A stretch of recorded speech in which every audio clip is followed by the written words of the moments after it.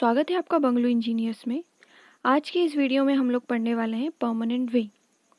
इस वीडियो में हम लोग कवर करेंगे what is permanent way, requirement of ideal permanent way and components of permanent way. Permanent way एक टॉपिक है, रेलवे इंजीनियरिंग में आता है। ठीक है, तो स्टार्ट करते हैं आज का वीडियो। व्हाट इज़ परमानेंट वे? देखो, सबसे पहले परमानेंट वे जैसे कि उसको नेमिंग किया हुआ है, इसका मतलब क्या है? इसका जो नेचर होता है परमानेंट टाइप का होता है, स्थायी टाइप का होता है ना, स्थायी होता है। इसको हम बार बार फ्रीक्वेंटली चेंज नहीं कर सकते, इसलिए इसे हम परमानेंट वे बोल रहे हैं।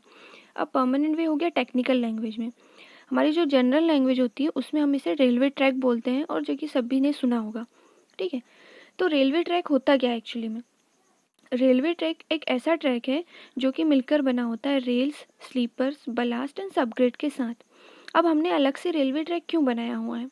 जैसे कि आप सब लोगों ने देखा होगा, रेल व्हीकल जो होता है उसके व्हील्स होते हैं स्टील आयरन के व्हील्स होते हैं उसके।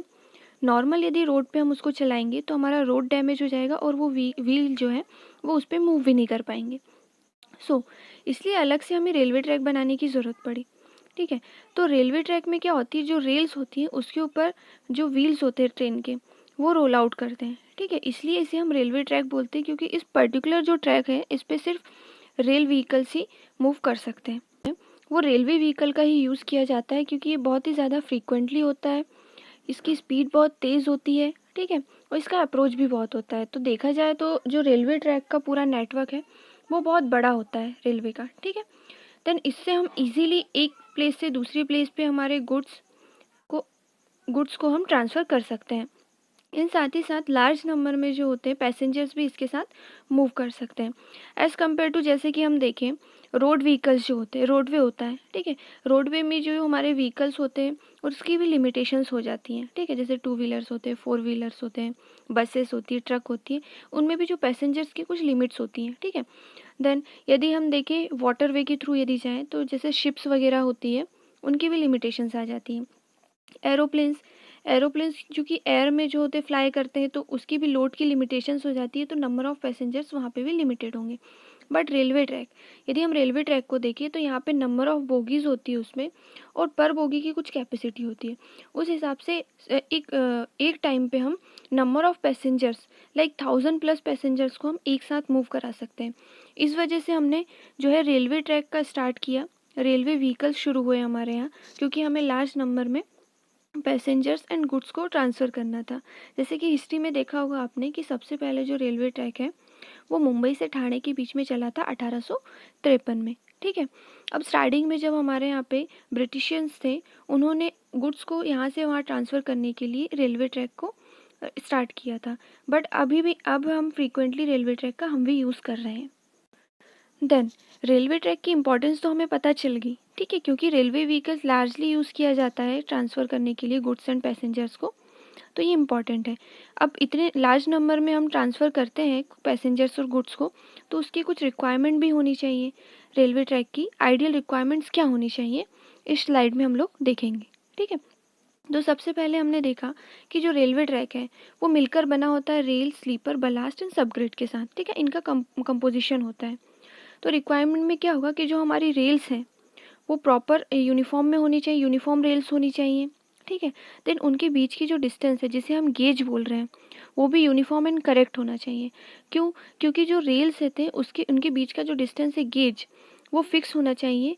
अदरवाइज़ जो हमारा रेलवे व्हीकल है वो उस पे मूव नहीं कर पाएंगे। उसके जो व्हील्स रहते हैं उन व्हील्स की भी एक सर्टेन डिस्टेंस होती है स्टैंडर्ड, उससे यदि वो डिस्टेंस चेंज हो जाती है तो हमारा रेलवे व्हीकल जो है रेल्स के ऊपर नहीं चल पाएगा। ठीक है, देन सेकंड रिक्वायरमेंट आती है कि जो हमारे रेल्स होते हैं सेम लेवल पे होने चाहिए। ठीक है, मतलब ऐसा है कि दोनों रेल्स सेम लेवल पे होने चाहिए, ऊपर नीचे नहीं होनी चाहिए। यदि ऊपर नीचे होंगी तो भी हमारा जो रेलवे व्हीकल है वो डीरेल हो जाएगा, मतलब हमारे ट्रैक से बाहर हो जाएगा। देन नेक्स्ट है कर्व। यदि हम कर्व पे मूव कर रहे हैं, जैसे कि आपने देखा होगा कि जब आप रोड पे मूव करते हैं तो एक हॉरिजॉन्टल कर्व आता है जहाँ पे हमें सुपर एलिवेशन प्रोवाइड करना पड़ता है। ऐसे ही हमें रेलवे ट्रैक पे भी सुपर एलिवेशन प्रोवाइड करना पड़ेगा। बट यहाँ पे डिफरेंस ये आता है कि जब आप रोडवे में कर्व लेते हो एंड रेलवे में कर्व लेते हो तो दोनों की जो रेडियस होती है वो अलग अलग होती है। आप रेलवे में जो होता है आप सडन कोई भी टर्निंग नहीं ले सकते हो, तो यहाँ पे आपको धीरे धीरे रेलवे व्हीकल को टर्न करना पड़ता है। तो जब आप सुपर एलिवेशन प्रोवाइड करते हो हॉरिजॉन्टल कर्व पे, तो आपके आउटर रेल जो होती है वो प्रॉपर डिज़ाइन होनी चाहिए, एंड सुपर एलिवेशन भी आपको यूनिफॉर्म रेट से वहाँ पे इंट्रोड्यूस कराना चाहिए। अदरवाइज़ क्या होगा, आपकी रेल जो है बाहर हो जाएगी सेंट्रीफ्यूगल फोर्स की वजह से। देन नेक्स्ट पॉइंट आता है परमानेंट वे जो होता है प्रॉपरली डिज़ाइन होना चाहिए, यूनिफॉर्मली डिस्ट्रीब्यूशन होना चाहिए, जो उसका रेलवे व्हीकल्स का जो लोड है रेल्स के थ्रू यूनिफॉर्मली सबग्रेड तक डिस्ट्रीब्यूट हो जाना चाहिए, ठीक है। देन ट्रैक जो हमने जो ट्रैक बिछाया हो उसके लेटरल स्ट्रेंथ भी होने चाहिए, मतलब जो आपने रेल्स को स्लीपर्स के साथ फिक्स किया है वो लेटरल फिक्सिटी होनी चाहिए। अदरवाइज़ क्या हो सकता है कि यदि आपकी ट्रेन चल रही है, ट्रेन के साथ वाइब्रेशंस भी जनरेट होते हैं, ठीक है, बट वाइब्रेशन की वजह से आपकी जो रेल्स है उनका लेटरल मूवमेंट नहीं होना चाहिए, आपके स्लीपर्स डैमेज नहीं होने चाहिए सडनली। देन जो बलास्ट है वो भी लूज़ होने के चांसेस तो होते हैं, बट वो मेंटेनेंस के थ्रू हम ठीक कर सकते हैं। देन नेक्स्ट पॉइंट आता है the track must be certain amount of elasticity, ठीक है। अब जैसे कि हमने बात की कि क्योंकि इसमें वाइब्रेशन भी जनरेट होंगे, तो उनको एब्जॉर्ब करने की कैपेसिटी भी हमारे ट्रैक में होनी चाहिए। तो जो वाइब्रेशन एब्जॉर्ब करते हैं उसके लिए ही हम बलास्ट का यूज़ कर रहे हैं, ये वाइब्रेशन को अब्जॉर्ब कर लेता है, ठीक है, तो वो इलास्टिक होना चाहिए। देन जो हमारे जॉइंट्स होते हैं, जैसे हम पॉइंट्स, क्रॉसिंग, टर्नआउट्स वगैरह जब हम डिज़ाइन कर रहे होते हैं, तो वहाँ पे हमारे जो जॉइंट्स होते हैं वो प्रॉपरली डिज़ाइंड होने चाहिए। जब भी हम ट्रैक को चेंज कर रहे होते हैं तो वहाँ पे भी हमारे जितने भी कंपोनेंट्स होते हैं, स्विचेस वगैरह होते हैं, वो भी प्रॉपरली डिज़ाइन होने चाहिए। बिकॉज़ यहाँ पे थोड़ा सा भी यदि कुछ हमने प्रॉपरली डिज़ाइन नहीं किया, यदि फेलियर हुआ तो बहुत ज़्यादा नुकसान हमें झेलना पड़ सकता है, ठीक है। देन ड्रेनेज सिस्टम प्रॉपरली होना चाहिए। यदि ड्रेनेज सिस्टम प्रॉपरली नहीं होगा और सबग्रेड में यदि वाटर अब्जॉर्ब हो गया, तो उसकी वजह से क्या होगा, सेटलमेंट हो जाएगा। आपने देखा होगा कहीं कहीं रेलवे ट्रैक में गड्ढे हो जाते हैं, मतलब सडनली क्या होता है उसमें कोई सा ट्रैक जो होता है अचानक से नीचे धंस जाता है, वो इसी वजह से होता है क्योंकि रेनी सीजन में या फिर जो ग्राउंड वाटर टेबल है वो हाई हो जाने की वजह से हमारे सबग्रेड में वाटर आ जाता है, या फिर हमारा जो बलास्ट है वो प्रॉपर ड्रेनेज नहीं प्रोवाइड कर रहा है। इसकी वजह से क्या हो जाता है कि वो वाटर वहाँ पे अब्जॉर्ब हो जाता है, देन वहाँ पे क्या होता है सडनली सेटलमेंट हो जाता है, जिसकी वजह से हमारा ट्रैक फेलियर हो जाता है और हमारी ट्रेन्स वहाँ पे मूव नहीं कर सकती। देन नेक्स्ट आता है सभी जो हमारे कंपोनेंट्स हैं वो डिज़ाइन रिक्वायरमेंट को फॉलो करने चाहिए। अब इन कंपोनेंट्स की रिक्वायरमेंट क्या होगी वो हम नेक्स्ट वीडियो में डिस्कस करेंगे, ठीक है। देन एडिक्वेट प्रोविज़न, मतलब जबकि हम उस हमारा ट्रैक तो हमने डेवलप कर दिया, बना दिया है, ठीक है, बट अब कुछ समय के बाद जब उसमें ट्रेन चलने लगेंगी, नंबर ऑफ़ ट्रेन्स उससे पास होंगी, तो उसको रिपेयर एंड मेंटेनेंस की भी ज़रूरत पड़ेगी। तो हमें ये भी ध्यान रखना है कि जो भी हमने डिज़ाइन किया है पार्ट, उसको हम प्रॉपरली मेंटेन कर पाएँ, देन रिपेयर करना भी हमारे लिए ईजी हो। कंपोनेंट्स ऑफ परमानेंट वे, ठीक है, स्थायी पथ के जो है कौन से कंपोनेंट्स होते हैं। तो यहाँ पे जो मेन कंपोनेंट्स होते हैं मेजरली जो हमें देख भी सकते हैं, क्योंकि रेलवे ट्रैक बहुत ही कॉमनली यूज़ किया जाने वाला एक व्हीकल है रेलवे, तो इसको जो नियरेस्ट रेलवे स्टेशन है वहाँ पे जाके हम देख भी सकते हैं कि कौन से कंपोनेंट्स होते हैं एंड कहाँ पे लगे होते हैं। तो मेनली जो 5 कंपोनेंट्स होते हैं, सबसे फर्स्ट होता है सबग्रिड। यहाँ पे हम बॉटम टू टॉप जाएंगे, ठीक है, बॉटम टू टॉप देखेंगे। तो सबसे फर्स्ट आता है बॉटम में सबग्रेड, देन उसके बाद होता है बलास्ट, फिर स्लीपर्स के ऊपर रेल्स होती हैं, देन रेल के ऊपर होता है रेल जो होती है फिक्सचर्स एंड फास्टनिंग के थ्रू उसमें कनेक्टेड होती है, ठीक है। अब जो लोड डिस्ट्रीब्यूशन होगा वो इसके रिवर्स होगा। जैसे सबसे पहले लोड आएगा रेल्स के ऊपर, रेल्स के बाद स्लीपर पे ट्रांसफ़र होगा, स्लीपर्स के साथ बाद बलास्ट के ऊपर ट्रांसफ़र होगा, देन बलास्ट के थ्रू सबग्रेड पे, और सबग्रेड के थ्रू क्या हो जाएगा, जो ग्राउंड लेवल होगा नीचे सॉइल्स होगी उसके ऊपर ट्रांसफ़र हो जाएगा लार्ज एरिया में, ठीक है। इस तरह से इसका लोड डिस्ट्रीब्यूशन होता है। देन नेक्स्ट, अब सबग्रेड क्या होता है। अब जो रेलवे ट्रैक के सारे कंपोनेंट्स है, टोटल जो 5 कंपोनेंट्स है उसके बारे में हम डिटेल स्टडी करेंगे, ठीक है।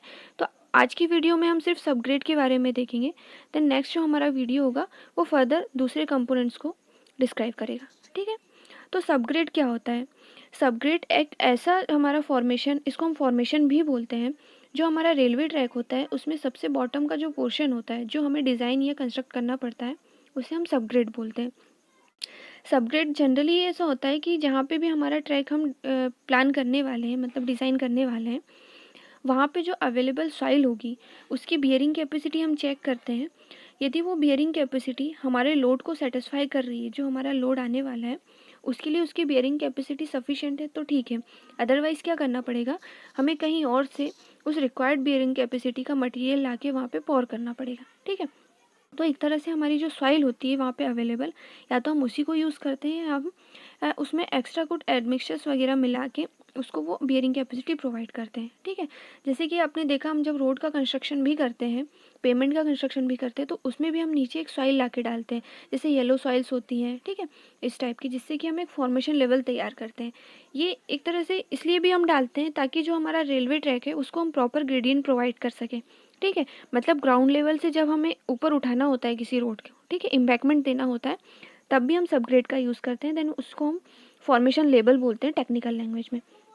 देन नेक्स्ट होता है हमारे पास कि इसकी इम्पॉर्टेंट क्या है। अब इसमें हम इम्पॉर्टेंस यही है कि आपको एक इम्पैक्टमेंट प्रोवाइड करना है, प्रॉपर ग्रेडियंट जो है उसको फॉलो करना है, इसलिए हम सबग्रेड दे रहे हैं। ठीक है, देन ये एक तरह से इसको हम फाउंडेशन भी बोल सकते हैं। ठीक है, ये हमारे ट्रैक का फाउंडेशन होता है। जैसे कि हमारे बिल्डिंग्स में होता है, आप ग्राउंड लेवल में सबसे पहले फाउंडेशन बनाते हो, देन उसके ऊपर आपका स्ट्रक्चर जो होता है आप कंस्ट्रक्ट करते हो, वैसे ही रेलवे और पेवमेंट में, ठीक है, दोनों ही में क्या होता है, हमारे ट्रैक के लिए हम नीचे फाउंडेशन तैयार करते हैं ताकि जो हमारा लोड है वो प्रॉपरली ग्राउंड लेवल ग्राउंड में जो है ट्रांसफ़र हो सके लार्ज एरिया के ऊपर। ठीक है, इसको हमें अच्छे से कॉम्पैक्ट करना होता है, तभी ये रोड जो है ये लोड को बियर कर पाएगा। बहुत बार क्या होता है, इसको स्टेबिलिटी प्रोवाइड करने के लिए इसमें एसफाल्ट, लाइम या पोर्टलैंड सीमेंट या फिर और जो मॉडिफायर्स होते हैं उनको ऐड किया जाता है, ताकि ये आफ्टर कॉम्पैक्शन ये प्रॉपर स्टेबलाइज्ड हो।